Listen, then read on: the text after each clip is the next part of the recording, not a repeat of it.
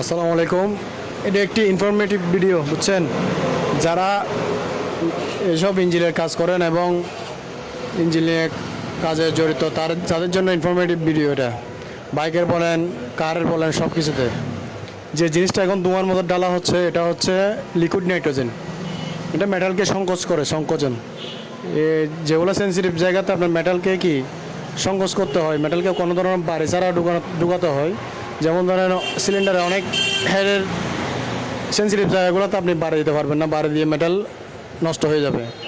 সেজন্য আপনি মেটালকে যদি কিছুক্ষণ যদি লিকুইড নাইট্রোজেনের ভিতরে রাখেন, তাহলে কী হবে, আপনার জিনিসটা সংকোচ হয়ে যাবে। সংকোচ হলে এটা জায়গা মতো বসাতে আর কষ্ট হবে না, বাড়ি দিতে হবে না এবং কোনো ধরনের ক্ষতিও হবে না।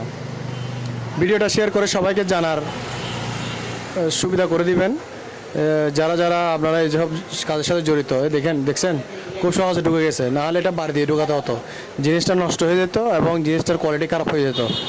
কোয়ালিটি খারাপ হলে ইঞ্জিন অ্যাকুরেট কাজ করবে না, ইঞ্জিন লিকেজ করবে, ইঞ্জিনের ইনলেট আউটলেট বাল্বগুলো লিকেজ করবে।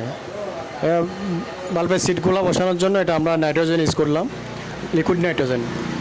লিকুইড নাইট্রোজেন হচ্ছে মেটালকে সংকোচন করে, মেটালকে -200°C নিয়ে এসে মেটালকে একেবারে সংকোচ করে ফেলবে, সংকোচন করে। আবার যখন রুম টেম্পারেচারে ফিরে যাবে তখন মেটাল সঠিক জায়গায় বসে যাবে, আর কোনো ধরনের সমস্যা হবে না।